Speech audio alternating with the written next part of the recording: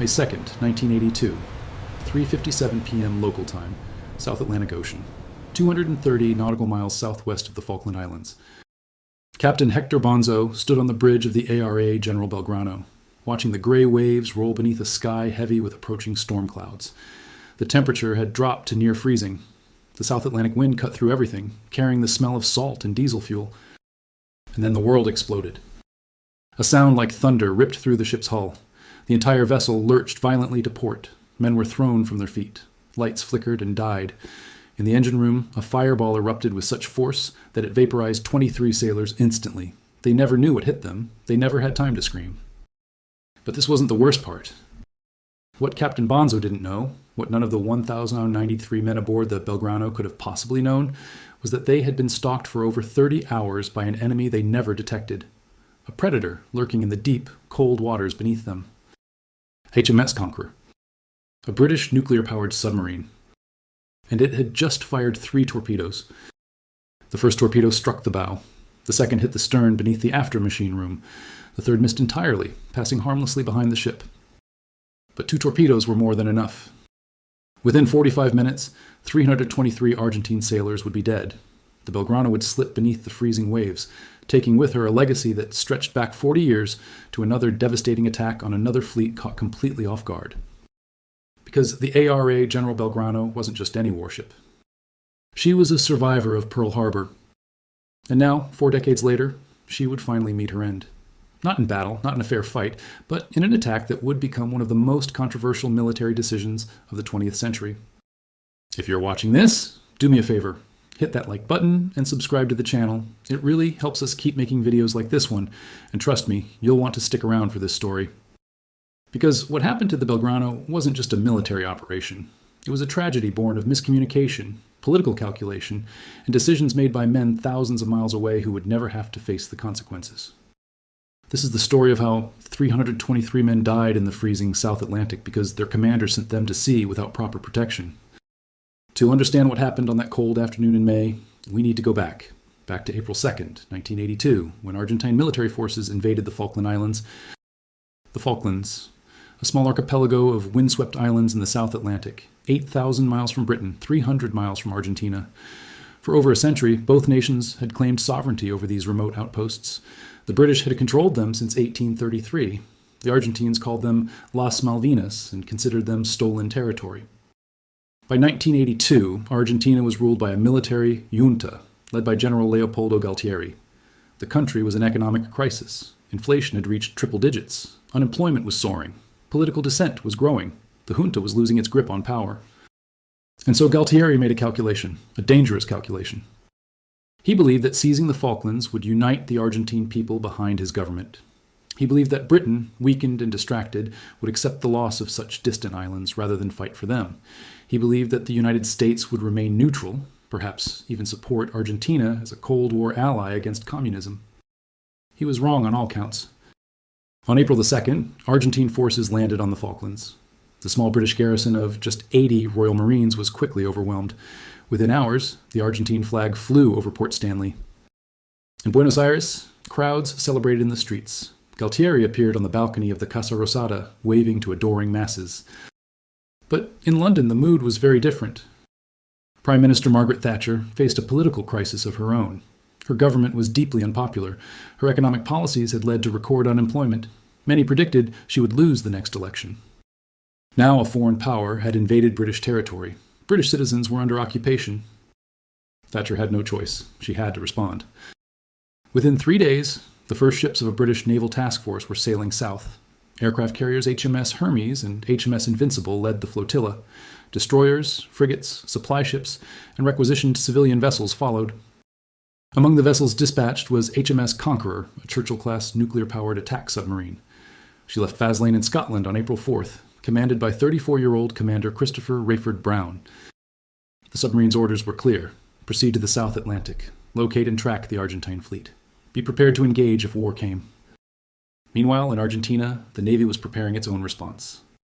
The pride of the Argentine fleet was the aircraft carrier ARA 25 de Mayo, but the Navy's most powerful surface combatant was a different ship entirely, the ARA General Belgrano. Originally commissioned as USS Phoenix on October 3, 1938, this Brooklyn-class cruiser had a history unlike any other vessel afloat. On December 7, 1941, she was moored at Pearl Harbor when the Japanese attacked.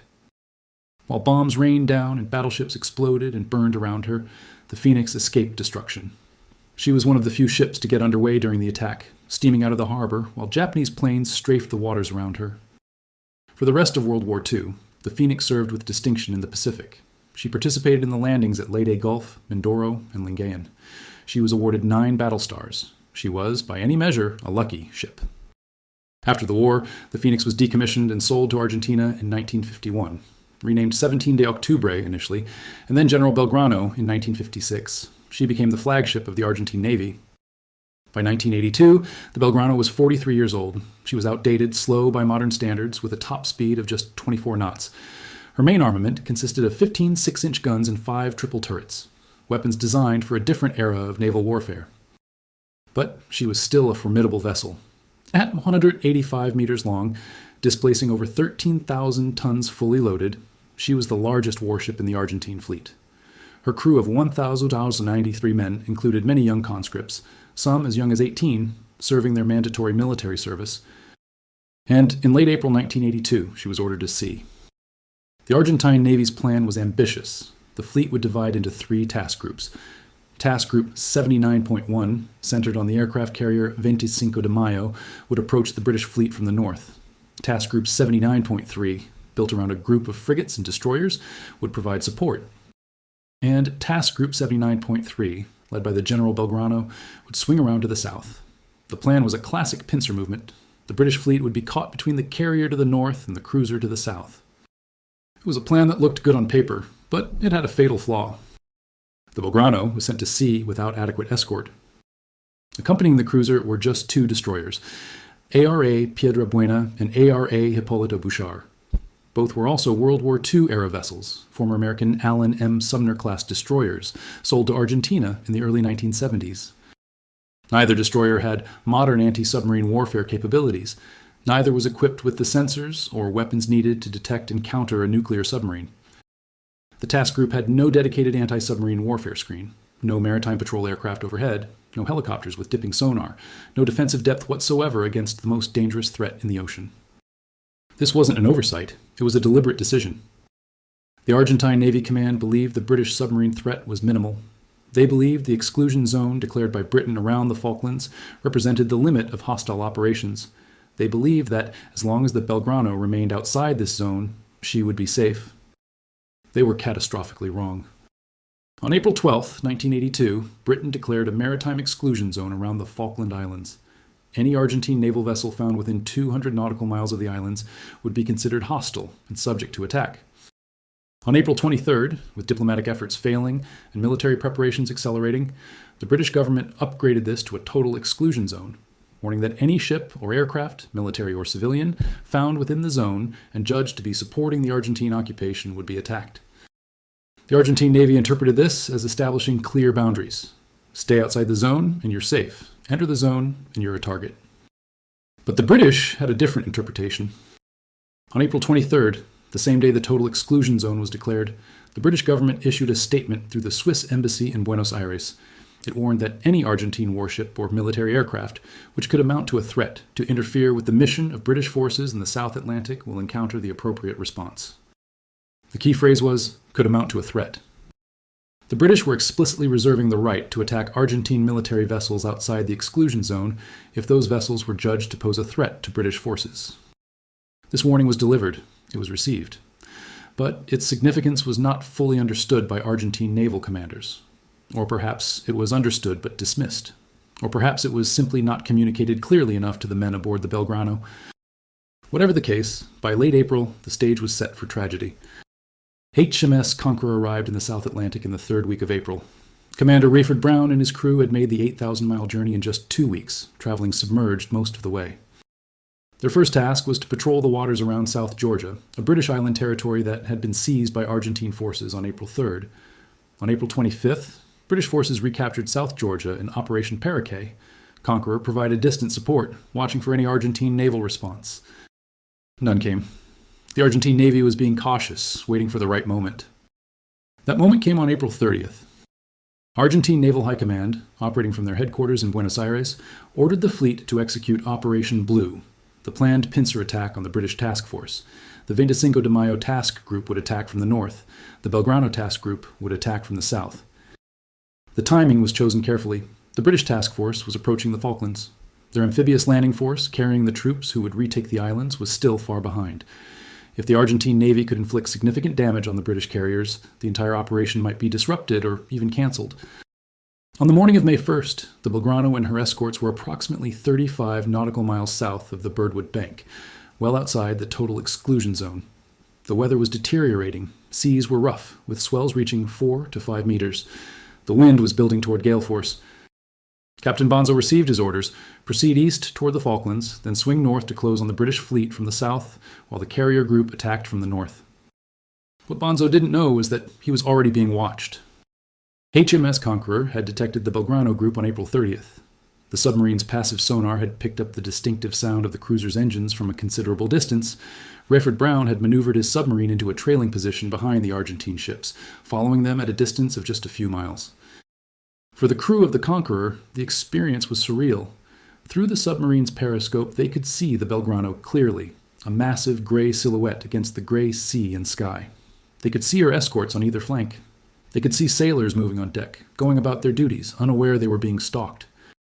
Rayford Brown sent regular reports to fleet headquarters at Northwood, outside London: position of the Belgrano, course, speed, composition of the task group, everything the British commanders needed to track the threat. But the decision whether to attack was not his to make. That decision rested with the War Cabinet in London. On the morning of May the 2nd, 1982, the War Cabinet met at the Prime Minister's country residence, Chequers. Prime Minister Margaret Thatcher presided. Around the table sat Defense Secretary John Nott, Foreign Secretary Francis Pym, and senior military officers, including Admiral Sir Terence Lewin, Chief of the Defense Staff. The situation they faced was complicated. The previous day, May 1st, had seen the first significant military action of the war. British Vulcan bombers had attacked the runway at Port Stanley Airport. Sea Harriers from the task force had engaged Argentine aircraft. A British destroyer, HMS Glamorgan, had bombarded Argentine positions on shore. The Argentine response had been fierce. Aircraft from the mainland had attacked the British fleet. No ships had been hit, but it was clear the Argentines would fight. And now, intelligence indicated that the Argentine Navy was preparing its own attack. The 25 de Mayo carrier group was somewhere to the north of the Falklands. The Belgrano group was to the south. Both were closing on the British task force. Admiral Lewin laid out the tactical situation. The British carriers were vulnerable. If they were damaged or sunk, the entire operation to retake the Falklands would collapse. Britain would have lost the war. The Belgrano, despite her age, posed a significant threat. Her guns could devastate British surface ships if she got within range. Her presence to the south forced the British task force to divide its attention, weakening its defenses. But there was a problem. The Belgrano was outside the total exclusion zone. Attacking a warship outside the declared zone of operations would be controversial. It might be seen as an escalation. It might damage Britain's position in the diplomatic efforts still underway. The counter-argument was simple. War is not a game with neat lines on a map. The April 23rd warning had made clear that Argentine warships anywhere could be targets if they posed a threat. The Belgrano clearly posed such a threat. The debate was intense but brief. When the vote came, it was unanimous. Sink the Belgrano. The order was transmitted to HMS Conqueror at 1:30 p.m. London time. But there was a complication. During the night of May 1st, 2nd, the Belgrano had changed course. Instead of continuing toward the Falklands, she had turned and was now heading west, away from the British fleet. The reason for this course change has been debated for decades. Argentine accounts suggest that the Belgrano was responding to orders from Buenos Aires to withdraw. The planned pincer attack had been called off after the carrier 25 de Mayo was unable to launch her aircraft due to insufficient wind over the deck. Without air support, the attack was too risky. Other accounts suggest the Belgrano was simply maneuvering, waiting for better conditions or new orders. She wasn't retreating, she was repositioning. The British saw it differently. The Belgrano might be heading away now, but she could turn back at any moment. Her position south of the Falklands meant she could close on the British fleet within hours if ordered to do so. As long as she remained at sea, she remained a threat. And there was another factor. HMS Conqueror couldn't maintain contact indefinitely. The submarine was operating at the extreme range of its patrol area. If the Belgrano continued west, she might escape beyond reach. This might be the only opportunity to eliminate the threat. Commander Rayford Brown received his orders just before 2 p.m. local time on May the 2nd. He was to attack and sink the General Belgrano. For the next 2 hours, Rayford Brown maneuvered his submarine into attack position. The approach was careful, methodical, professional. This was what he and his crew had trained for their entire careers. At 3:57 p.m. local time, from a range of approximately 1,400 yards, HMS Conqueror fired 3 Mark 8 torpedoes. The Mark 8 was an old weapon, a straight-running, unguided torpedo designed in the 1920s. Conqueror carried more modern, wire-guided Tigerfish torpedoes, but these had proven unreliable in testing. Rayford Brown didn't trust them. He chose the Mark 8s instead. It was a wise decision. The torpedoes took approximately 50 seconds to reach their target. Captain Bonzo was on the bridge when the first torpedo struck. The impact was catastrophic. The weapon hit the bow, port side, just forward of the main gun turrets. The explosion punched through the ship's hull, flooding compartments almost instantly. But the bow hit, while damaging, wasn't fatal to the ship. The second torpedo was. It struck the stern, port side, beneath the aftermachine room. The warhead detonated inside the ship, in a space packed with machinery, fuel lines, and sailors.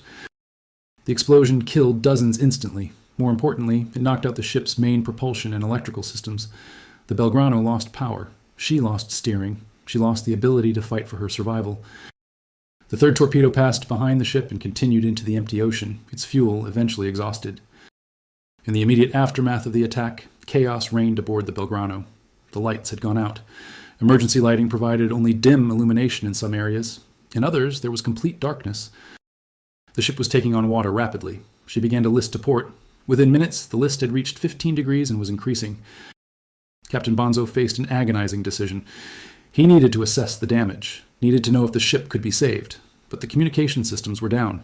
He couldn't reach the engine room. He couldn't reach damage control parties. He was blind. Runners were sent to find out what was happening below decks. The reports they brought back were devastating. The forward section of the ship was flooding uncontrollably. The watertight doors in that area had been damaged by the explosion and couldn't be sealed. Water was pouring in faster than the pumps could possibly handle. The stern was even worse. The entire aftermachine room was gone, destroyed by the torpedo hit. Fires had broken out in adjacent compartments. The fuel bunkers were at risk. But the most terrible reports came from the crew's quarters. The Belgrano was an old ship, designed in the 1930s. Her internal layout reflected the thinking of that era. Much of the crew's living space was located in the forward section of the ship, near the bow. The first torpedo had struck that section at exactly the wrong moment. It was late afternoon, and many sailors who were off duty were in their bunks, resting before the evening meal. When the torpedo detonated, they had no chance. The explosion had been followed almost immediately by the inrush of freezing seawater. Men who survived the blast found themselves trapped in flooding compartments, fighting against the darkness and the cold and the relentless rise of the water. Some managed to escape, many did not. By 4:20 p.m., just 23 minutes after the attack, Captain Bonzo had no choice. The Belgrano was sinking. The list had increased to 20 degrees. The stern was settling rapidly. He gave the order to abandon ship. The crew of the Belgrano had trained for this moment. They knew where the life rafts were stored. They knew the procedures for launching them. But nothing could have prepared them for the reality of abandoning ship in the South Atlantic in early May. The water temperature was approximately 2 degrees Celsius, 36 degrees Fahrenheit, cold enough to kill a man in minutes if he wasn't wearing proper survival gear. Many of the sailors weren't wearing survival gear. The attack had come without warning. Men had rushed to their stations in whatever they were wearing at the time. Many had no life jackets. Many had no cold weather protection. The ship's list made launching the life rafts difficult. On the port side, where the ship was listing, the rafts could be deployed relatively easily. On the starboard side, they had to be thrown far enough to clear the rising hull. Some rafts deployed correctly. Others were damaged or failed to inflate or drifted away before sailors could board them. Men jumped into the water, gasping at the cold, struggling to reach the rafts. Others tried to climb down lines, only to have the lines break or to lose their grip on the frozen rope. Captain Bonzo was among the last to leave the ship. He ensured that all possible efforts had been made to evacuate the crew before climbing into a life raft himself. At approximately 4:45 p.m., less than an hour after the torpedo attack, the ARA General Belgrano slipped beneath the waves. Her bow went down first, then the rest of the ship followed, sliding into the cold, dark depths of the South Atlantic. She came to rest on the bottom, 200 meters below the surface. There she remains to this day, a grave for the men who couldn't escape. But the ordeal for the survivors was just beginning. More than 800 men had made it off the ship. They were scattered across the ocean in life rafts and rubber dinghies, drifting in the gathering darkness as the wind increased and the seas grew rougher. The destroyers Piedra Buena and Hipólito Bouchard had not been attacked. They were nearby, their crews watching in horror as the Belgrano sank. But neither ship moved immediately to rescue survivors. There was a reason for this, a terrible logical reason. The destroyer commanders didn't know how many submarines were in the area. They didn't know if they would be the next targets.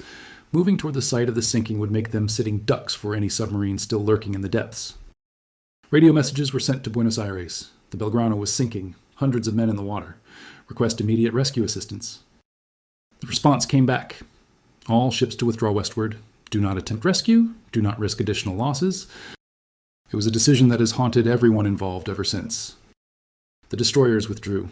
800 men were left floating in the South Atlantic, in the darkness, in the freezing cold, with no rescue coming. The night of May 2nd, 3rd, 1982 was hell on earth for the survivors of the Belgrano. The life rafts were overcrowded. Each raft was designed to hold a specific number of men, but in the chaos of the evacuation, many rafts had far more than their rated capacity. Men were pressed together, shoulder to shoulder, unable to move, unable to lie down. The cold was relentless. Despite the body heat of men packed close together, the temperature inside the rafts was barely above freezing. Men who had entered the water, even briefly, were soaked through. Their clothes began to freeze on their bodies. Hypothermia set in rapidly for those without adequate protection. The symptoms began with uncontrollable shivering, then confusion and disorientation, then a terrible seductive warmth as the body's core temperature dropped to dangerous levels, then unconsciousness, then death. Some men simply gave up. The shock of the attack, the trauma of watching their ship sink, the cold and the darkness and the hopelessness proved too much. They stopped responding. They stopped fighting. They slipped away. Others fought with everything they had. They moved constantly, flexing their arms and legs to maintain circulation. They sang songs to keep morale up. They told stories. They prayed. They refused to die. Captain Bonzo was in one of the crowded rafts, doing everything he could to keep his men alive. He organized efforts to bail out water that slopped into the raft. He encouraged men who were giving up. He rationed the meager supplies of fresh water. But there was only so much any man could do. As the night wore on, the survivors began to die. Men who had survived the attack, survived the evacuation, survived the plunge into freezing water, died in the life rafts, surrounded by their shipmates, powerless to save them. When bodies were confirmed dead, there was a terrible decision to be made. The rafts were overcrowded. Every pound of weight made them sit lower in the water, made them more likely to capsize, made them less likely to be spotted by rescuers. Some bodies were consigned to the sea. It was necessary. It was practical. And it was devastating for the men who had to do it, who had to push their friends, their comrades, their brothers into the dark water and watch them disappear. The storm that had been building struck with full force during the night. Waves reached heights of 12 to 15 feet. The wind howled at 40 to 50 knots. The life rafts were tossed like toys, spinning and rolling, drenching everyone aboard with icy spray. Men were swept overboard. Some managed to cling to ropes and be pulled back in. Others vanished into the darkness, their cries lost in the roar of the wind. Dawn on May 3rd brought no immediate relief. The storm continued. The seas remained rough, but with daylight came hope. Somewhere out there, rescue must be coming. The Argentine Navy knew where they were. Surely planes would be searching. Surely ships would be sent. But the morning passed with no sign of rescue. The afternoon began, still nothing. What the survivors couldn't know was that the rescue effort had been delayed by confusion, communication failures, and the fear of further submarine attacks. The Argentine military had received the distress calls from the Belgrano. They knew the ship had been sunk. They knew hundreds of men were in the water, but they didn't know exactly where. The Belgrano's final position had been reported imprecisely. The currents and winds had scattered the life rafts across an increasingly large area. Finding them would require a systematic search of thousands of square miles of ocean. And the searchers were afraid. The British submarines were still out there. Sending ships or aircraft to the search area might result in additional losses. It was not until the afternoon of May 3rd that serious rescue efforts began. The first to find survivors was an Argentine Navy patrol aircraft, a Lockheed P-2 Neptune. The plane spotted a cluster of life rafts and radioed their position. More aircraft were directed to the area. Then the ships arrived. The rescue operation eventually involved dozens of vessels, including Argentine Navy ships, Coast Guard cutters, and civilian vessels pressed into emergency service. For more than 24 hours, they crisscrossed the search area, pulling survivors from life rafts, plucking men from the water, counting the living and the dead. Captain Bonzo was rescued on the afternoon of May 3rd, more than 20 hours after the attack. He was among the fortunate ones. By the time the rescue operation concluded, 770 men had been saved. 323 had died. Of those who died, many perished in the initial attack, killed instantly or mortally wounded by the torpedo explosions. Others drowned when they couldn't escape the sinking ship. Others died in the water, overcome by the cold before they could reach the life rafts. Still others died in the rafts during that terrible night, succumbing to hypothermia, shock, and injuries. The youngest victim was just 18 years old. The oldest was in his 50s. They were officers and enlisted men, career sailors and conscripts, fathers and sons and brothers. They were 323 individual human beings, each with a life and a story and people who loved them. And they were all gone. The sinking of the Belgrano sent shockwaves through Argentina and around the world. In Buenos Aires, the news was initially suppressed. The government didn't want to admit the scale of the disaster, but rumors spread quickly. Families began to demand information. The truth couldn't be hidden for long. When it finally emerged, the public reaction was one of grief and anger. Grief for the young men who had died. Anger at the British for attacking a ship outside the exclusion zone. Anger at their own commanders for sending the Belgrano to sea without adequate protection. In Britain, the reaction was more complicated. Many saw the sinking as a legitimate act of war, a necessary military action to protect British forces and ensure the success of the operation to retake the Falklands. The Belgrano was an enemy warship. She posed a threat. She was destroyed. This was war. But others raised troubling questions. Why was the Belgrano attacked when she was sailing away from the Falklands? Why was she sunk when peace negotiations were still underway? Was this a military decision or a political one? The controversy intensified in the years following the war. In 1984, a senior British civil servant named Clive Ponting leaked classified documents suggesting that the government had misled Parliament about the circumstances of the sinking. Ponting was prosecuted under the Official Secrets Act, but was acquitted by a jury in a verdict that shocked the British establishment.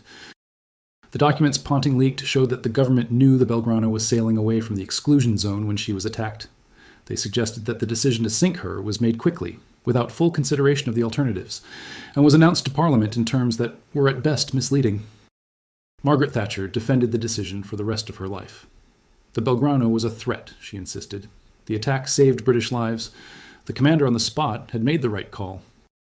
Captain Bonzo, who survived the sinking and eventually rose to the rank of Rear Admiral before his death in 2009, also defended the British decision, though from a different perspective. In interviews years after the war, Bonzo said he understood why the Conqueror attacked. The Belgrano was a warship at sea during wartime. She was armed. She could have turned and attacked the British fleet at any moment. From the British perspective, she was a threat that had to be eliminated. What Bonzo couldn't forgive was the decision by his own commanders to send the Belgrano to sea without adequate escort. He believed that if the cruiser had been accompanied by modern anti-submarine vessels, with helicopters and proper detection equipment, the Conqueror might never have been able to attack. Or at least the attack might have been detected in time to take evasive action. The Belgrano's escorts, the old destroyers Piedrabuena and Hipólito Bouchard, had no chance of detecting a modern nuclear submarine.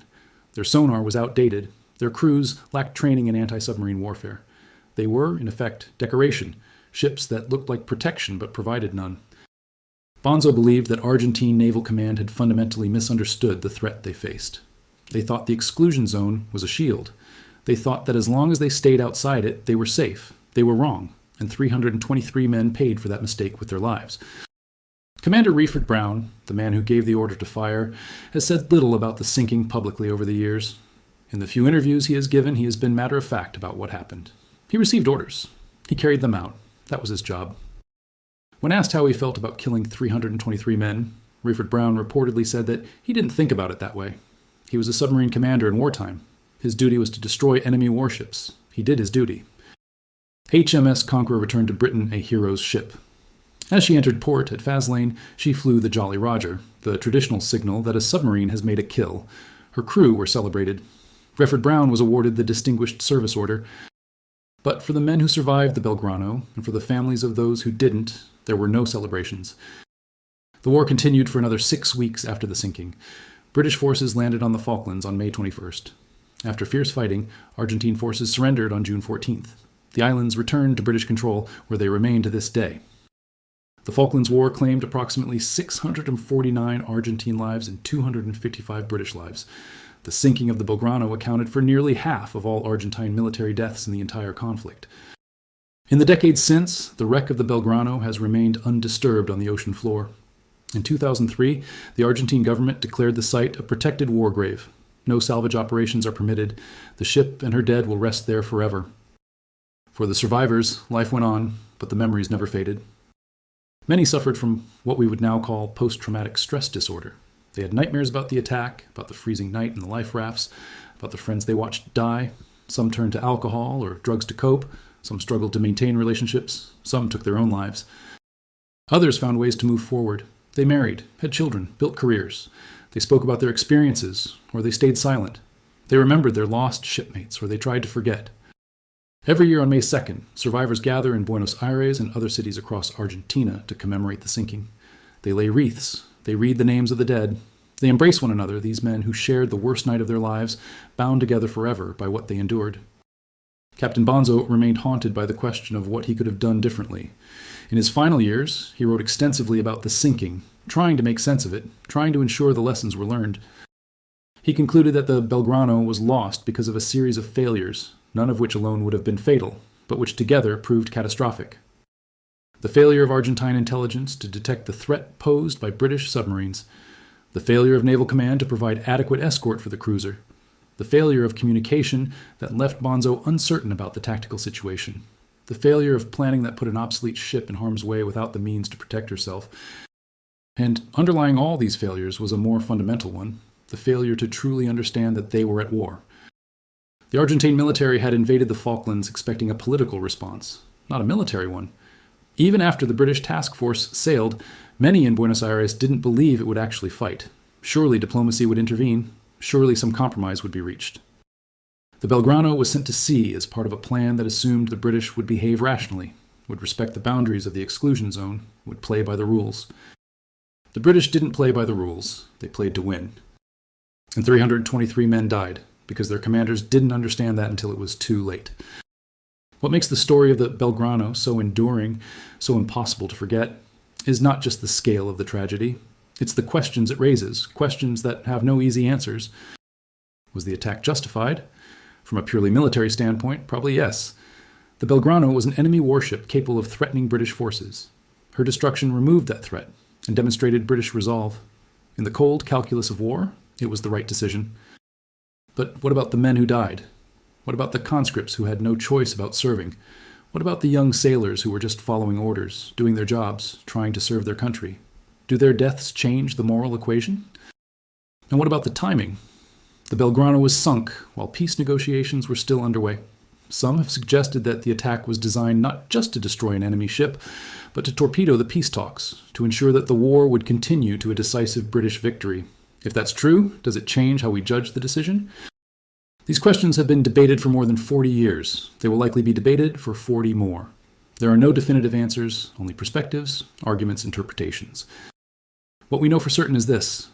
On May 2nd, 1982, a 43-year-old warship that had survived Pearl Harbor met her end in the freezing waters of the South Atlantic. 323 of her crew died. The survivors endured a night of unimaginable suffering before being rescued. We know that decisions made in Buenos Aires and London determined the fate of more than 1,000 men. We know that those decisions were made under pressure, with incomplete information, by people who would never have to face the consequences personally. We know that war is not a game, that real people die, that families are destroyed, that the ripples of violence spread outward for generations. And we know that the wreck of the ARA General Belgrano lies on the bottom of the ocean, surrounded by darkness and silence, a monument to the 323 men who will never come home. When we talk about war, we often speak in abstractions. Strategy, tactics, objectives, victory, defeat. These words are clean, clinical, safe. They don't smell like burning fuel and cordite. They don't sound like men screaming in the darkness. They don't feel like freezing water filling your lungs. And what? The sinking of the Belgrano reminds us what war really is. It's young men dying in agony. It's survivors haunted for the rest of their lives. It's families receiving telegrams that destroy their world. It's questions that can never be answered and wounds that never fully heal. It's 323 men who went to sea one day and never came home. Their names are inscribed on memorials across Argentina. Their faces look out from photographs in homes where mothers and wives and children still remember. Their stories are told and retold, passed down through generations, kept alive by those who refuse to let them be forgotten. The Belgrano was a ship with a remarkable history. She survived one of the most infamous attacks in naval history at Pearl Harbor. She served with honor in 2 navies across 4 decades. She carried the flag of Argentina across countless miles of ocean. And on May 2nd, 1982, she took 323 men with her to a grave 4,000 meters beneath the waves.